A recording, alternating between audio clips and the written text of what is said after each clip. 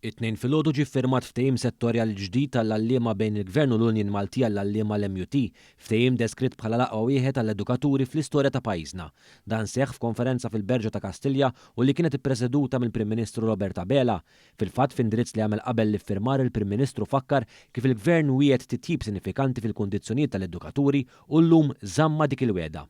Wedna b'mod ċar illi rridu nagħtu lil din il-professjoni valur iktar b'saħħtu, inkluż f'dak li huwa id-dħul finanzjarju, l-għalliema kindergarten assistants, l-LSCs u kull tip ta' edukatur ieħor fl-iskejjel tagħna huma ħaddiema li aħna kburin bihom u grati lejhom. Dr. Abela fisser l-edukaturi bħala mutur fil-qasam edukattiv u nnota li l-ftehim fih żidiet fis-salari għal gradi kollha tal-edukaturi. Dan il-ftehim huwa għal 5 snin u se jibda jgħod retrati sa mill-bidu tas-sena l-oħra sal-aħħar tal-2027. Il-ftehim fih ukoll avvanz fil-karriera pass aktar maġġel u se jkompli jsaħħaħ l-iżvilupp professjonali tal-edukaturi. Ftehimiet oħra jinsabu fil-proċess li jiġu negozjati, inkluż dak tas-servizz pubbliku li minnu jerġgħu jibbenefikaw l-istess għalliema flimkien ma' eluf ta' ħaddiema oħra.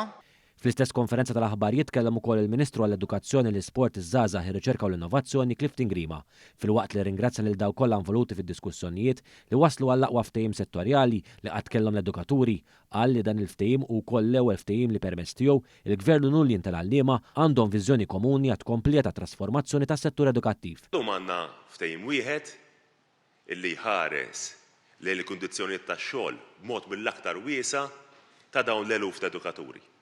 Aktar minn 11,000 edukatur illi ħajkollhom aktar rodda biex jagħmlu id-differenza fil-ħajja ta' uliedna, fil-ħajja ta' ulied dan il-pajjiż. Il-President tal-MUT Marco Bonnici sostna li dan il-ftehim u r-riżultat ta' negozjati li rikonoxxu l-esperjenza, il-kwalifiċi u l-impenn tal-edukaturi u jsostnuhom biex ikomplu joffru l-aqwa esperjenza tat-tagħlim lill-istudenti.